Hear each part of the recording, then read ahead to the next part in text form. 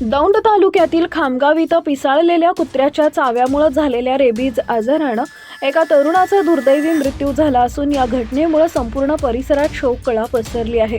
मृत युवक उच्च शिक्षित असून त्याच्या अचानक जाण्यानं सर्वत्र हळहळ व्यक्त होतीये।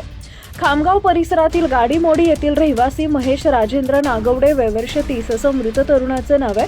महेश हे दहिटणे येथील पुणे जिल्हा मध्यवर्ती सहकारी बँकेत लेखापाल पदावर कार्यरत होते। शांत स्वभाव, संयमी वृत्ती आणि नेहमी हसतमुख असलेला महेश सर्वांचा लाडका होता। मिळालेल्या माहितीनुसार 6 नोव्हेंबर 2025 रोजी महेश यांच्या घराशेजारीच पिसाळलेल्या कुत्र्यानं त्यांच्या पायातील गुडघ्याच्या लवणीला मागून चावा घेतला होता। या घटनेनंतर त्यांनी कोणताही विलंब न करता उपचार घेतले। यवत येथील ग्रामीण रुग्णालय तसेच ससून रुग्णालयात रेबीज प्रतिबंधक इंजेक्शनचा पूर्ण कोर्स त्यांनी घेतला होता। त्यामुळे सुरुवातीच्या काळात त्यांची प्रकृती स्थिर असल्याचं दिसून आले।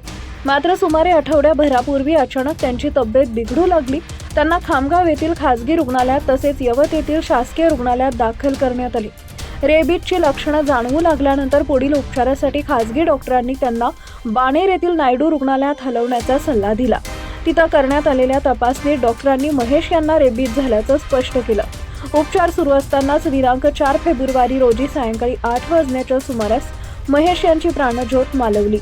महेश यांच्या पश्चात आई, वडील, एक विवाहित भाऊ, एक विवाहित बहीण, चुलते असा मोठा परिवार आहे। ते राष्ट्रवादी काँग्रेस पक्षाचे दौंड तालुका संघटक काळूराम नागवडे यांचे पुतणी होत। विशेष म्हणजे महेश यांच्या लग्नाच्या हालचाली सुरू होत्या। स्थळ निश्चित झालं असून दिनांक 7 फेब्रुवारी रोजी लग्नाची तारीख ठरवण्याचा कार्यक्रम आयोजित होता।